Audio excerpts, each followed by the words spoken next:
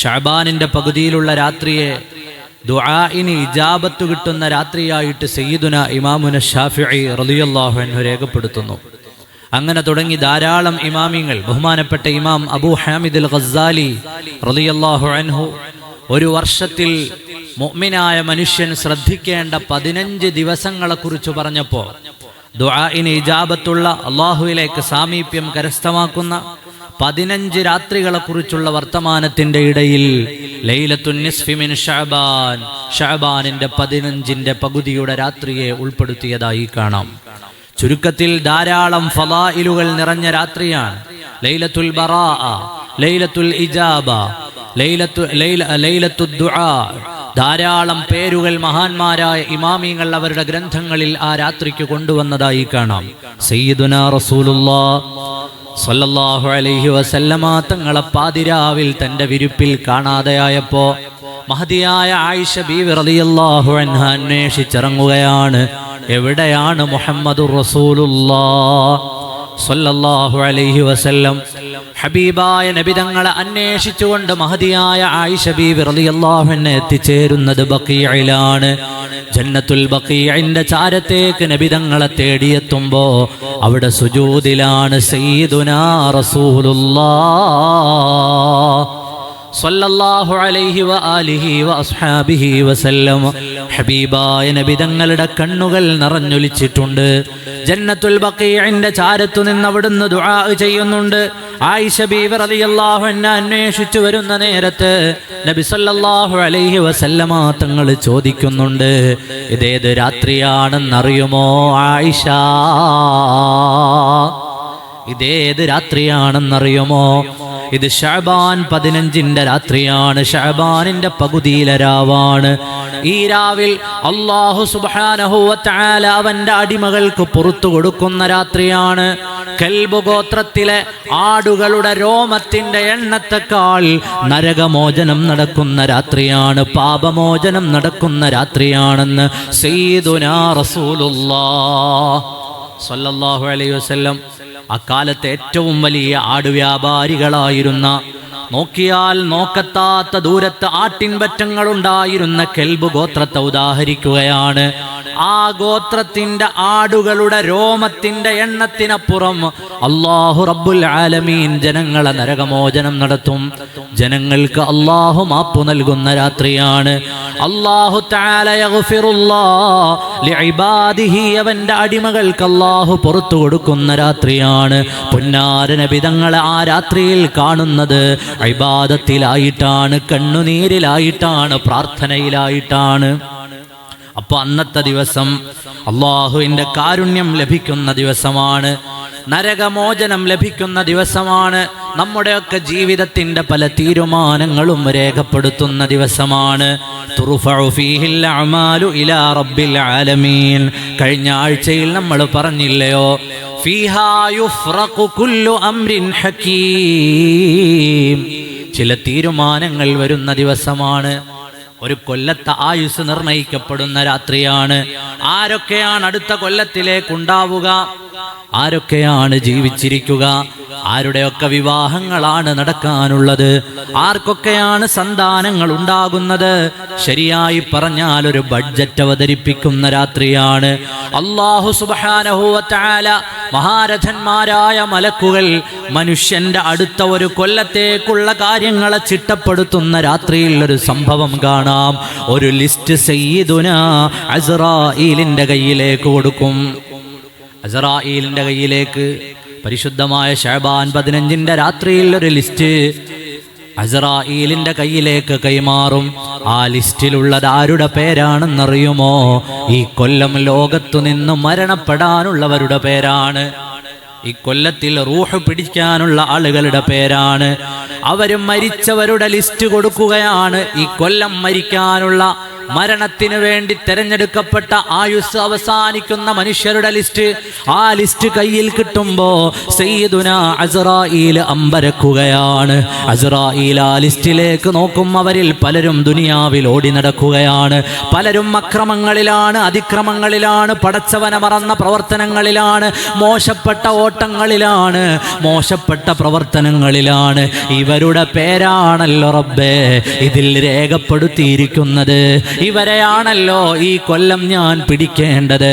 അവരോ അല്ലാഹുവിലേക്ക് മടങ്ങുമെന്ന വിചാരമില്ലാതെ ദുനിയാവിൽ എന്തൊക്കെയാണ് കാണിച്ചു കൂട്ടുന്നത്. അവരുടെ പേരല്ലയോ എൻ്റെ കയ്യിലുള്ളത്. അമ്പരക്കുകയാണ് അസ്റായീൽ അലൈഹിസ്സലാം. അവരുടെ പേരാണ് എൻ്റെ കയ്യിലുള്ളത്. അവർ ദുനിയാവിൽ കാണിക്കുന്നതോ അഹങ്കാരം, ധിക്കാരം, അല്ലാഹുവിനെ മറന്ന പ്രവർത്തനങ്ങൾ, മോശപ്പെട്ട ഇടപാടുകൾ. അവരുടെ പേര് ഈ ലിസ്റ്റിലുണ്ട്. അവരെ നാളെയോ മറ്റന്നാളോ ഈ കൊല്ലം ഒടുങ്ങുന്നതിന് മുമ്പോ പിടിക്കേണ്ടവരാണ്. അവര് മരിച്ചുപോയി എന്ന് റബ്ബ് രേഖപ്പെടുത്തി കഴിഞ്ഞു. അപ്പോഴും അവൻ ദുനിയാവിൽ ചെയ്തു കൂട്ടുന്നത് എന്തൊക്കെയാണ്. അസ്റായീൽ പോലും അമ്പരക്കുമെന്നാണ്. അല്ലാഹു നമ്മെ കാത്തുരക്ഷിക്കുമാറാകട്ടെ. അല്ലാഹു നമുക്ക് ആയുസ് വർദ്ധിപ്പിക്കുമാറാകട്ടെ. അതവൻ്റെ ത്വാഅത്തിലായി റബ്ബ് നൽകുമാറാകട്ടെ.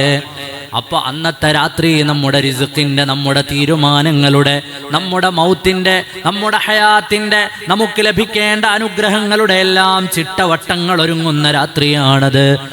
ആ രാത്രിയെ വല്ലാതെ ഗൗനിക്കണം, വല്ലാതെ അല്ലാഹുവിലേക്ക് അടുക്കുന്ന തരത്തിലുള്ള ഇബാദത്തുകളിൽ മുഴുകണം.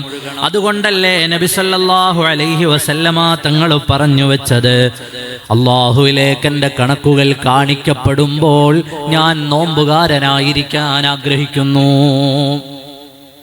അല്ലാഹു തആല കൽബ് ഗോത്രത്തിന്റെ ആടുകളുടെ രോമത്തിനനുസരിച്ച് പൊറുക്കുന്ന ആ രാത്രിയിലും ചില മനുഷ്യർക്ക് പൊറുക്കൽ ലഭിക്കുകയില്ലെന്ന്, അല്ലാഹുവിന്റെ കാരുണ്യത്തിന്റെ നോട്ടം അവരിലേക്ക് വരികയില്ലെന്ന് മഹാന്മാർ രേഖപ്പെടുത്തുകയാണ്. 6 വിഭാഗം ആളുകൾക്ക് അല്ലാഹു സുബ്ഹാനഹു വ തആല കോടാനകോടി മനുഷ്യരുടെ പാപങ്ങൾ പുറത്ത് നരകത്തിൽ നിന്ന് മോചിപ്പിക്കുന്ന രാത്രിയിൽ പോലും അവന്റെ കാരുണ്യത്തിൽ ഇടം ലഭിക്കുകയില്ലത്രേ. അതിലൊന്നാമത്തെ വിഭാഗമേതാണ്? അല്ലാഹുവിൽ പങ്കുചേർത്ത മുശ്രിക്കുകളാണ്. ആരാധനക്കർഹൻ അല്ലാഹു ആണല്ലോ. അവനോട് ആരാധനയ്ക്ക് തത്തുല്യരായ ആളുകളെ പങ്കുചേർത്ത ആളുകൾ ആ രാത്രിയിൽ അവർക്ക് മോചനം ലഭിക്കുകയില്ല. അല്ലാഹുവിന്റെ കാരുണ്യം അവരിലേക്ക് വന്നു ചേരുകയില്ല. രണ്ടാമത്തെ വിഭാഗം ഏതാണെന്നറിയുമോ? അവർ ശത്രുത വെച്ചവരാണ്, മനസ്സിൽ ശത്രുത കൊണ്ടു നടന്നവരാണ്. ശത്രുത എന്ത് കാര്യത്തിനാണെന്നറിയില്ല. വെറുതെ പരസ്പരം ശത്രുത വെക്കുക, അല്ലെങ്കിൽ ദുനിയാവിന്റെ മേലെ ശത്രുത വെക്കുക. അനുജനും ജ്യേഷ്ഠനും സഹോദരങ്ങളും ബന്ധുക്കളും അയൽക്കാരും കുടുംബങ്ങളും ഒരേ ടീമിൽ പ്രവർത്തിക്കുന്നവർ, ഒരേ കാര്യത്തിനു വേണ്ടി ഓടി നടക്കുന്നവർ, പരസ്പരം എന്തൊക്കെയോ ശത്രുതകൾ മനസ്സിലുണ്ടോ? ബറാഅത്ത് രാവിന്റെ പടിയിലെത്തി നിൽക്കുന്ന നേരത്ത് മുഅ്മിനേ, നിന്റെ മനസ്സിൽ ആരോടെങ്കിലും ഏതെങ്കിലും ശത്രുതയുണ്ടെങ്കിലും ഒഴിവാക്കിക്കോ. അല്ലാഹു പരിഗണിക്കുകയില്ലെന്നാണ്. അല്ലാഹു കാത്തുരക്ഷിക്കുമാറാകട്ടെ. അങ്ങനെ ശത്രുത വെക്കാൻ അല്ലാഹു നമ്മെ പഠിപ്പിച്ചിട്ടില്ല. അല്ലാഹുവിന്റെ പേരിൽ നമുക്ക് ശത്രുത വെക്കാം. പടച്ചവന്റെ പേരിലാണ് നാം കോപിക്കേണ്ടത്. തെറ്റുകളോട് കോപിക്കുന്നത് അല്ലാഹുവിന്റെ പേരിലാണ്. അപ്പോ ശത്രുത ഉണ്ടാകേണ്ടതും അല്ലാഹുവിന്റെ പേരിലാണ്. അല്ലാതെ പരസ്പരമുള്ള വ്യക്തിപരമായ ശത്രുതകളുണ്ടോ? അതൊന്ന് മാറ്റിവെക്കൂ. വെറുതെ ശത്രുവിനെ ഉണ്ടാക്കുന്നത് എന്തിനാണ്? വെറുതെ കൽബിൽ ഒരാളോട് ശത്രുത തോന്നുന്നത് എന്തിനാണ്? അങ്ങനെ ഒരാളോടും തോന്നരുത്. നമ്മുടെ ഹൃദയത്തിൽ ഒരു മനുഷ്യനോട് നമുക്ക് ശത്രുത തോന്നണ്ട. ഒരാളോടും ശത്രുത തോന്നാത്തൊരു ഹൃദയം നമുക്കുണ്ടാകണം. അള്ളാഹു അവൻ്റെ അപാരമായ ഫദ്ല് കൊണ്ട് നമ്മുടെ കൽബുകൾ അങ്ങനെയാക്കി തരുമാറാകട്ടെ. വെറുതെ ഒരാളെ ശത്രുവാക്കി മനസ്സിലിട്ട് അങ്ങനെ ശത്രുത വെക്കുന്നവന് പരിശുദ്ധമായ ബറാഅത്ത് രാവിൽ പോലും മോചനമില്ല. ശത്രുത വെക്കുന്നവന് പരിശുദ്ധമായ ബറാഅത്ത് രാവിൽ പോലും മോചനമില്ല. മൂന്നാമത്തത് ഖാത്തിഉർ റഹിമാണ്. കുടുംബബന്ധം മുറിച്ചു കളഞ്ഞവൻ അവനും ബറാഅത്ത് രാവിൽ പരിഗണന ലഭിക്കുകയില്ല. കുടുംബ ബന്ധം മുറിച്ചു കളഞ്ഞു. ഇതൊക്കെ ഓരോന്നും വിശാലമായി പറയേണ്ടതാണ്. വളരെ നിസ്സാരമായ കാര്യത്തിന്റെ പേരിൽ, വസ്തുതർക്കങ്ങളുടെ പേരിൽ, ദുനിയവിയായ തർക്കങ്ങളുടെ പേരിൽ, മറ്റേതെങ്കിലും പോരുകളുടെ പേരിൽ, രാഷ്ട്രീയ അഭിപ്രായ വ്യത്യാസങ്ങളുടെ പേരിൽ കുടുംബ ബന്ധം മുറിച്ചവരുണ്ടോ? ഇതാ പരിശുദ്ധമായ അള്ളാഹു നിന്റെ പാപങ്ങളൊക്കെ പുറത്തു തരാമെന്ന് പറയുന്ന രാത്രി, യഗ്ഫിറുല്ലാഹു ലിഇബാദിഹി, അവന്റെ അടിമകൾക്കൊക്കെ പൊറുക്കുന്ന രാത്രിയിലും നിനക്ക് മോചനമില്ല. നീ കുടുംബ ബന്ധം ചേർത്ത് വെക്കൂ. അള്ളാഹു നമ്മുടെ കുടുംബ ബന്ധങ്ങളൊക്കെ ചേർത്ത് നൽകുമാറാകട്ടെ. കുടുംബ ബന്ധങ്ങൾ മുറിച്ചു കളഞ്ഞവനും ആ രാത്രിയിൽ റബ്ബ് അനുഗ്രഹം ചെയ്യുന്നില്ല. നാലാമത്തെ വിഭാഗം, വസ്ത്രത്തെ ഞെരിയാണിക്കു താഴെ വലിച്ചടച്ചുകൊണ്ട് നടക്കുന്നവർ. അഹങ്കാരമാണത്, ധിക്കാരമാണത്. ഞെരിയാണിക്കു മേലെയാണ് വസ്ത്രമുണ്ടാകേണ്ടത്. ഞെരിയാണിക്ക് താഴെ ഉപ്പൂറ്റിയുടെ ഭാഗത്ത് വസ്ത്രം ഉടുമുണ്ടിങ്ങനെ വലിച്ചഴച്ച് അഹങ്കാരത്തോടെ ധിക്കാരത്തോടെ നടക്കുന്നവരുണ്ടോ? ഒന്ന് കയറ്റി ഉടുക്കുമോ? അള്ളാഹുവിന്റെ കാരുണ്യത്തിന്റെ നോട്ടം നമ്മിലെത്തുകയില്ല. ഈ മുണ്ടിങ്ങനെ താഴ്ത്തി താഴെ കൂടി ഉള്ള റോഡിലെ ചെളിയും മണ്ണൊക്കെ ഇങ്ങനെ ചേർത്ത് കൊണ്ട് നടക്കുന്ന ആളുകളെ കാണാം. അങ്ങനെ അഹങ്കരിച്ചുകൊണ്ട് വസ്ത്രം ധരിക്കരുത്. നിര്യാണിക്ക് മേലെ നിൽക്കുന്ന തരത്തിൽ വസ്ത്രം ധരിക്കൂ. താഴെയായി പോയാൽ അല്ലാഹുവിന്റെ കാരുണ്യത്തിൽ നിന്ന് അകലെയാണെന്ന് മനസ്സിലാക്കൂ. ഹബീബായ നബി സല്ലല്ലാഹു അലൈഹി വസല്ലമ തങ്ങളിൽ നിന്ന് ഉദ്ധരിക്കുകയാണ്. അഞ്ചാമത്തെ വിഭാഗം, അവര് മാതാപിതാക്കളെ വെറുപ്പിച്ചവരാണ്. മാതാപിതാക്കളോടുള്ള കടപ്പാടുകൾ നിർവഹിച്ചിട്ടില്ല. മാതാപിതാക്കളോടുള്ള കടമകൾ നിർവഹിക്കാതെ അവരെ വെറുപ്പിച്ചു കളഞ്ഞു. ഉപ്പമാരോട് പിണങ്ങി നിൽക്കുന്ന കൂട്ടുകാരുണ്ടെങ്കിൽ ഇതാ റബ്ബ് നിനക്ക് പൊതുമാപ്പ് തരുന്ന രാത്രിയിൽ പോലും മാതാപിതാക്കളെ പൊരുത്തമില്ലാത്ത നിന്നോട് റബ്ബ് കാരുണ്യം ചെയ്യുകയില്ല. ഗൗരവമായി ചിന്തിച്ചോ. വാപ്പയോട് ഉമ്മയോടൊക്കെ പിണങ്ങി നിൽക്കുക, അവരെ വെറുപ്പിക്കുക, അവരോട് മോശം പെരുമാറുക. അവരിൽ നിന്ന് മരിച്ചുപോയവരുണ്ടാവില്ലേ? അവരുടെ പൊരുത്തം എങ്ങനെ കിട്ടും? അവരുടെ ഖബറിന്റെ അരികിലേക്ക് നടക്കൂ. അവരുടെ ഖബറിൽ ഉപകാരപ്പെടുന്നത് ചെയ്ത് ദുആ ചെയ്യൂ. അതിലൂടെയാണ് മരണപ്പെട്ടവരുടെ പൊരുത്തം നമുക്ക് ലഭിക്കുക. ഓ പ്രിയപ്പെട്ട മുഅ്മിനേ, മാതാപിതാക്കളെ വെറുപ്പിക്കണ്ട. മാതാപിതാക്കളെ വെറുപ്പിച്ചവനും ആ രാത്രിയിൽ അല്ലാഹുവിന്റെ നോട്ടം കിട്ടുകയില്ല.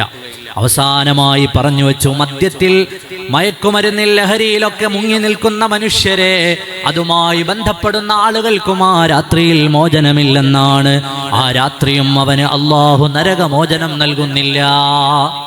അവൻ മദ്യത്തിലാണ്, മയക്കുമരുന്നിലാണ്, പലതരത്തിലുള്ള ലഹരി പദാർത്ഥങ്ങളിൽ ബന്ധപ്പെട്ടു നിൽക്കുകയാണ്. അതിനെ ഒന്നൊഴിഞ്ഞു വെച്ചോ, എല്ലാം ഉപേക്ഷിച്ച് തിരിഞ്ഞു നടന്നാൽ ഇതാ ഒരു പൊതുമാപ്പിന്റെ രാത്രി വരുന്നു. അള്ളാഹു നിനക്ക് പുറത്തു തരുമെന്ന് സയ്യിദുനാ റസൂലുള്ളാഹി സ്വല്ലല്ലാഹു അലൈഹി വസല്ലം. ഈ നല്ല ദിവസങ്ങളൊക്കെ അതിനാണ്. നമ്മെ പുറത്ത് നന്നാക്കി അള്ളാഹുവിലേക്ക് മടങ്ങുമ്പോൾ പരിശുദ്ധരാക്കി മടക്കാനാണ് ഈ ദിവസങ്ങളെല്ലാം ഉള്ളത്. അതിന്റെ രാത്രിയിൽ അള്ളാഹു റബ്ബുൽ ആലമീൻ അവന്റെ അബ്ദുകളിലേക്ക് വരികയാണ്. ചോദിച്ചോ, ആർക്കാണ് വേണ്ടത്? ആർക്കാണ് വേണ്ടത്? ആർക്കാണ് വേണ്ടത്? ആർക്കാണ് പാപം പൊറുക്കേണ്ടത്? ആർക്കാണ് റിസ്ക് വേണ്ടത്? ആർക്കാണ് അലാ ഖദാ വഖദാ വേണ്ടതൊക്കെ ചോദിച്ചോ, തരാമെന്ന് റബ്ബുൽ ആലമീൻ. തൂബാ ലിമൻ റകഅ ഫീ ഹാദിഹിൽ ലൈല, തൂബാ ലിമൻ സജദ ഫീ ഹാദിഹിൽ ലൈല. ആ രാത്രിയിൽ നിസ്കരിച്ച ആളുകളില്ലയോ, റുകൂഇലായി, സുജൂദിലായി, ദുആയിലായി, ദാക്കിരീങ്ങളായി, ഷാക്കിരീങ്ങളായി, ബറാഅത്ത് രാവിനെ ഉപയോഗപ്പെടുത്തിയവരെ തൂബാ, തൂബാ. മഹാന്മാരായ മുൻഗാമികളുടെ ചരിത്രം നോക്കൂ. സയ്യിദുനാ ഉമർ ഇബ്നു അബ്ദുൽ അസീസ് റളിയല്ലാഹു അൻഹു അവിടുത്തെ ഭരണത്തിന് കീഴിലുള്ള രാജ്യങ്ങൾക്ക് കത്തയക്കുമ്പോൾ പ്രത്യേകം രേഖപ്പെടുത്തുകയാണ്, പരിശുദ്ധമായ ശഅബാനിന്റെ പകുതിയിലെ രാത്രി, ആ രാത്രിയെ വല്ലാതെ പരിഗണിക്കണം. ആ രാത്രി നല്ലതുപോലെ ശ്രദ്ധിക്കണം. ആ രാത്രിയിൽ നല്ലതുപോലെ ഇബാദത്ത് ചെയ്യണം. റൂഹുൽ ബയാൻ ബഹുമാനപ്പെട്ട സയ്യിദുനാ ഉമർ ഇബ്നു അബ്ദുൽ അസീസ് തങ്ങളുടെ ചരിത്രം പറയുകയാണ്. ബഹുമാനപ്പെട്ട ഉമർ ഇബ്നു അബ്ദുൽ അസീസ് റളിയല്ലാഹു അൻഹു പരിശുദ്ധമായ ലൈലത്തുൻ നിസ്ഫി മിൻ ശഅബാനിലെ ശഅബാനിന്റെ പകുതിയിലെ രാത്രിയിൽ അവിടുന്ന് ദുആയിലാണ്, നിസ്കാരത്തിലാണ്, ഇബാദത്തിലാണ്. ആ ഇബാദത്തുകൾ പൂർത്തിയാകുമ്പോൾ ഒരു ഇല ബഹുമാനപ്പെട്ടവരുടെ ചാരത്തേക്ക് വരുന്നു.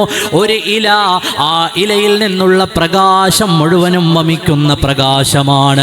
പ്രകാശം പരത്തുന്ന ആ ഇലയിൽ എഴുതിയത് എന്താണെന്നറിയുമോ?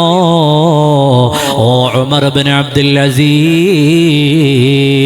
അല്ലാഹു ആകുന്ന രക്ഷിതാവ് നിങ്ങൾക്കിതാ മോചനപത്രം എഴുതപ്പെട്ടിരിക്കുന്നു. അല്ലാഹു നിങ്ങൾക്ക് മോചനപത്രം എഴുതിയിരിക്കുന്നു.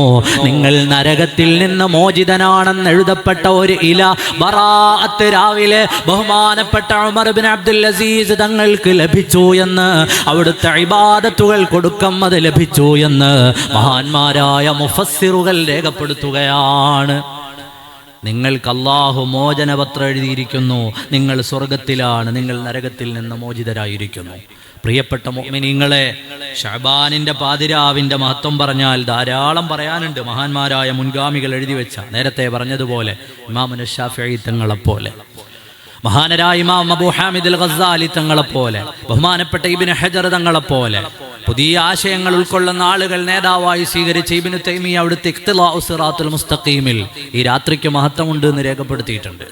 അപ്പോൾ ലൈലത്തുൻ നിസ്ഫി മിൻ ശഅബാൻ, ശഅബാനിന്റെ പകുതിയിലെ രാത്രി, അത് നല്ലൊരു അവസരമാണ് നമ്മുടെ പാപങ്ങളൊക്കെ പൊറുക്കാൻ.